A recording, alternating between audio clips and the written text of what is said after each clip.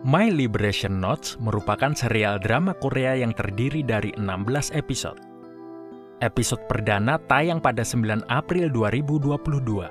Serial ini menceritakan tentang 3 bersaudara yang mengalami kehidupan yang sangat membosankan karena terlahir jauh dari kehidupan perkotaan Seoul. Dengan rutinitas yang monoton, kesepian, dan harus menempuh jarak yang cukup jauh untuk bekerja setiap harinya, membuat kehidupan sangat melelahkan. Ditambah lagi kehidupan percintaan mereka yang kurang baik membuat mereka makin merasa kosong. Kisah diawali dengan Yeom Mi-jung yang diperankan oleh Kim Ji-won yang sedang makan bersama teman-teman kantornya. Mereka membicarakan tentang klub-klub komunitas yang diadakan oleh perusahaan agar para karyawan menjadi akrab untuk memberikan rasa kekeluargaan yang tinggi. Selain itu, mengikuti klub komunitas adalah salah satu cara untuk mendapatkan teman kencan. Banyak sekali klub komunitas yang disediakan oleh perusahaan, namun tidak ada satupun klub yang diikuti oleh Yeom Mi-jung. Ia beralasan bahwa jarak antara rumahnya dengan kantor sangat jauh, sehingga untuk pulang pergi saja sudah menghabiskan waktu yang panjang. Ia harus menempuh perjalanan selama 1,5 hingga 2 jam dari tempatnya tinggal di Gyeonggi ke Seoul tempatnya bekerja, begitu pula pulangnya. Pada hari itu, salah satu teman Mi-jung mengajaknya untuk datang bersamanya ke klub komunitas bowling yang diikuti temannya tersebut. Mi-jung pun mengiyakan ajakan temannya itu hanya untuk hari itu saja. Pada saat bermain bowling, Mi-jung janjian dengan 2 kakaknya untuk pulang bersama dengan menggunakan taksi. Setelah bersenang-senang dan bermain bowling, Mi-jung pun menghampiri kakaknya di salah satu kedai dekat stasiun Gangnam. Malam itu kakaknya Yeom Gi-jung yang diperankan oleh Lee A sedang makan sembari minum soju di kedai tersebut bersama teman-temannya. Pembicaraan mereka tentu saja tentang percintaan. Gi-jung bercerita tentang betapa frustrasinya ia menjalani kencan buta dengan seorang duda beranak 1. Ia merasa bisa menerima pria berapa kali pun pria itu pernah menikah. Tapi ia dengan lantang tak bisa menerima anak dari si duda karena tidak menyukai anak-anak dan berpikiran bahwa pria beranak hanya akan memikirkan anaknya saja. Dan itu sangat menyebalkan. Gi-jung terus mengoceh tidak jelas tentang menyebalkannya berhubungan dengan duda beranak. Bahkan menganggap jalan pikiran anak dari seorang duda mempunyai sifat seperti hewan. Tanpa ia sadari di samping meja mereka berbincang, terdapat seorang duda yang tak mereka kenal sedang makan bersama anak perempuannya. Mereka pun langsung mati kutu dan merasa telah menyinggung meja sebelah. Saudara perempuan si duda pun datang dan langsung duduk bergabung dengan meja si duda dan anaknya. Saudara perempuan si duda pun sempat menegur Gi-jung dan teman-temannya karena suaranya sangat keras sekali terlebih membicarakan orang lain. Gi-jung dan teman-temannya yang kepalang malu itu pun langsung kabur satu persatu meninggalkan kedai tersebut. Dan Gi-jung tahu bahwa si duda ternyata teman sekantor Mi-jung saat mereka saling menyapa dengan menundukkan kepala. Naas bagi Gi-jung, ketika hendak meninggalkan kedai, lipstiknya jatuh dan bergulir di kaki si duda. Saudara perempuan si duda pun meminta si duda mengambilkan lipstik tersebut. Saat menyerahkan lipstik tersebut, si duda mengatakan pada Gi-jung bahwa meski bercerai dan menjadi duda, hal terbaik yang dilakukannya adalah menikah, karena mendapatkan anak semanis anaknya sekarang. Hati Gi-jung makin tak keruan mendengarnya. Saat perjalanan pulang, mereka menghubungi kakak kedua Yeom Chang-hee, yang diperankan oleh Lee Min-ki untuk segera merapat dan pulang bersama mereka dengan menggunakan taksi. Chang-hee pun menyelesaikan urusannya terlebih dahulu sebelum bergabung dengan kakak dan adiknya. Masalah Chang-hee adalah hubungan dengan pacarnya yang sudah di ujung tanduk, dan malam itu Chang-hee diputuskan oleh pacarnya. Masalah sebenarnya adalah pacar Chang-hee meninggalkannya karena sudah memilih berkencan dengan pria lain. Masalah lainnya adalah Chang-hee dianggap bermasalah dengan jarak rumahnya yang terlalu jauh dengan rumah pacarnya, sehingga sering menimbulkan keributan. Pacarnya juga menganggap Chang-hee kuno, kolot, dan norak. Pada akhirnya mereka pun berpisah. Sesampainya di rumah, ibunya sudah menunggu mereka dengan hati yang cemas. Gi-jung yang hatinya hancur atas ucapannya terhadap si duda asing, meminta Mi Jong untuk memberikan kupon untuk anak si duda sebagai permintaan maaf.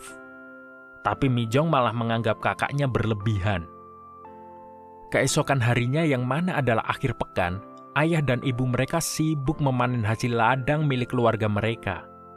Gi-jong yang suasana hatinya masih tak keruan, pergi ke salon untuk mengkeriting rambutnya.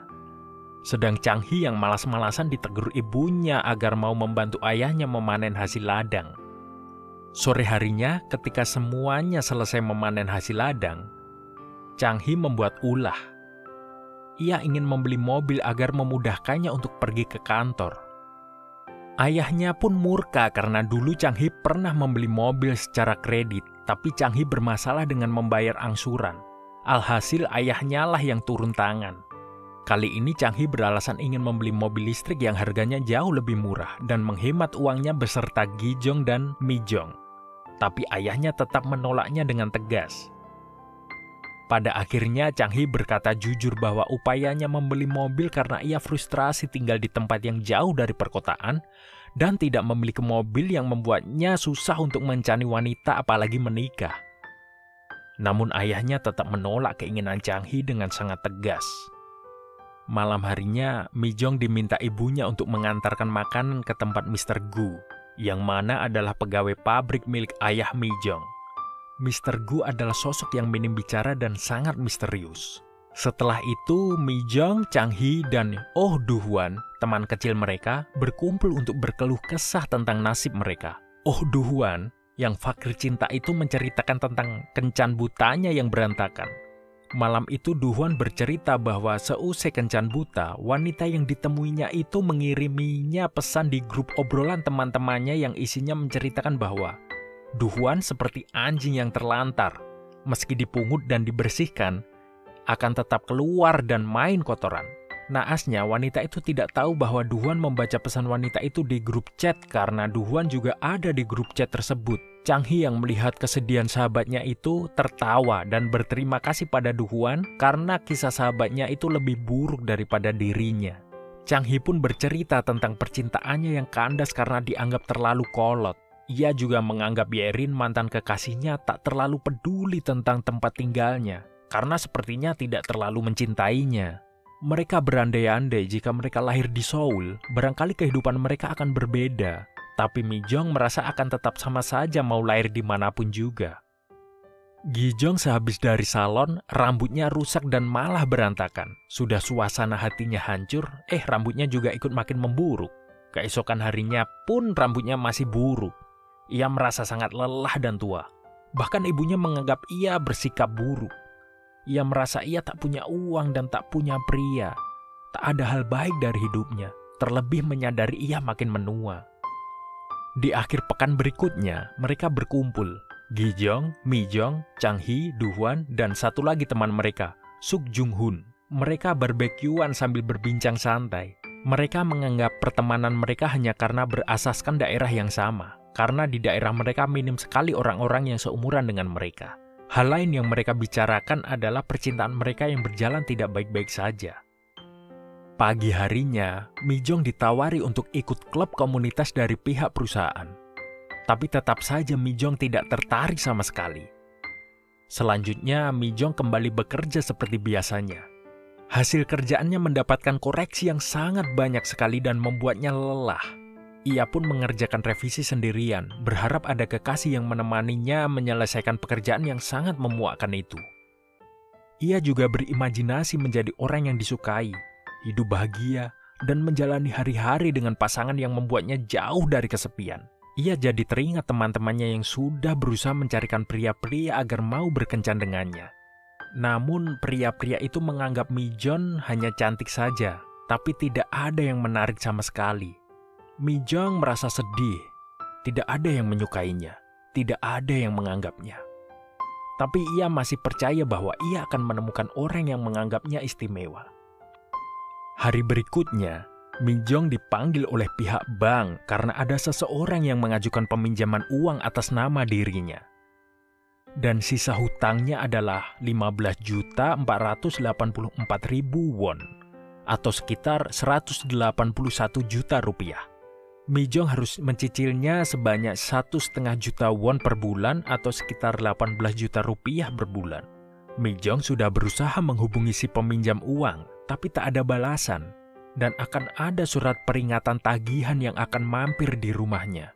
Mi Jong pusing dan memutuskan menghampiri Mr. Gu untuk memintanya menerima surat peringatan dari bank dengan mengubah alamat pengiriman dari alamat orang tuanya menjadi alamat Mr. Gu. Dan itu membuat Mr. Gu kaget, karena itu pertama kalinya Mi Jong meminta tolong pada Mr. Gu yang juga adalah seorang pendiam. Dan cerita pun bersambung. Terima kasih sudah menyaksikan video ini. Sampai jumpa di episode kedua My Liberation Notes.